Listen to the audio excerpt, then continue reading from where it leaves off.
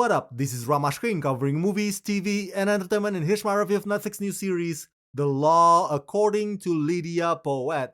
Hey, before you watch my review, please subscribe to my channel, press that like button, ring that bell, so you can get notified whenever I post new videos. Let's rock this! First up, I would like to say thank you to Netflix for granting me the screeners to this entire new show. They've asked me to not spill spoilers, therefore this review is spoiler free. I repeat, there are no spoilers in this video review.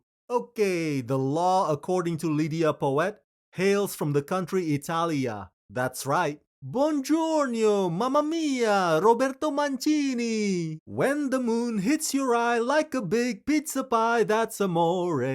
Well, you get the idea. And the story is about a progressive woman living in a time when patriarchal Italy was not so progressive.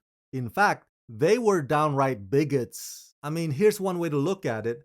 Think of Lidia Poet as an Italian version of Enola Holmes. If Enola Holmes has grown into adulthood and is sexually active. Yes, this show is geared more towards mature audiences, so just a bit of a heads up there. That said, I freaking enjoyed The Law According to Lidia Poet. This show is fantastic and I find it very refreshing. And even though the character is a lawyer, she actually functions more like a detective.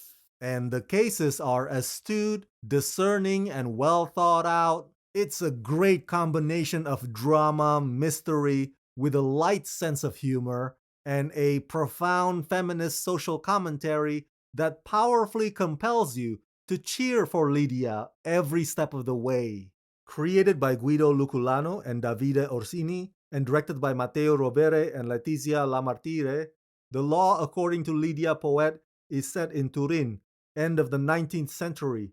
A sentence of the Court of Appeal of Turin declares Lidia Poet's enrollment in the Register of Lawyers illegitimate, thus preventing her from practicing the profession just because she is a woman. Penniless but full of pride, Lidia finds a job at her brother Enrico's law firm while preparing an appeal to overturn the conclusions of the court. With a gaze that goes beyond her time, Lidia takes care of the suspects by seeking the truth behind appearances and prejudices. Jacopo, a mysterious journalist and Lidia's brother-in-law, passes information and guides her into the hidden worlds of a magniloquent Turin, starring Matilda De Angelis, Eduardo Scarpetta, Pierluigi Passino, and Cinia Thornhill. So, there are a total of 6 episodes. There is a bit of an overarching arc, but every episode starts and ends with its own separate case that steadily establishes Lidia's investigative, observational, and deducing skills and prowess, despite the constant pushback from all the insecure male figures around her who just want women to stay in the kitchen. Every episode is intriguing, empowering, and delectably amusing.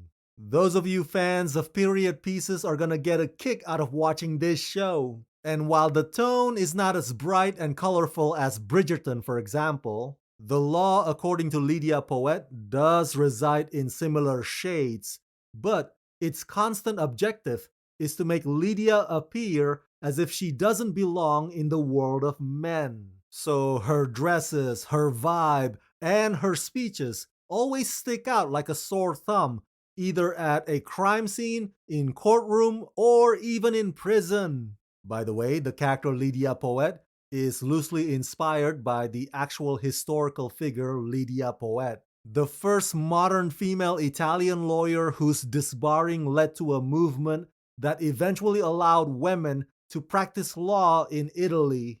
And Lidia on this show is portrayed by the abundantly radiant Matilda De Angelis. Her performance exudes so much confidence and courage and style. You can't help but be drawn to her beauty and intellect every time she graces the screen. And it's a smart move on the show's part by employing female writers so as to make the lines delivered by Matilda sound like they come from a woman who can stand her ground, while simultaneously they are also not afraid to touch on aspects that can make a woman of her stature vulnerable. The dynamics between Lydia and her brother Enrico are among my favorites. That tough love siblingship with deep down respect between them underneath their verbal jabs. The dialogues are at times quick witted, other times delightful, and the love triangle is there merely to serve as a way for Lydia to re examine how much she actually wants to stay as a strong, independent woman. Now, the only minor criticism that I have about this show, and it's the only reason I'm not giving it a perfect point, is that the show's procedural nature can occasionally backfire. I mean, I get it. The story is set in a time when women were probably not allowed to enter an interrogation room unless they're criminals. But after a while, it does form a noticeable pattern from episode to episode to episode. And I think it would suit them well to perhaps mix things up a bit and come up with something more creative for these final confrontations. But that minor criticism doesn't stop me from recommending this show to you. The Law, according to Lidia Poet, is invigorating, it's magnetic, it's shrewd. And even if the show doesn't gain traction, which I hope it does, it'll still make you say, gosh, I really want to see more of that stunning and memorable Matilda De Angelis.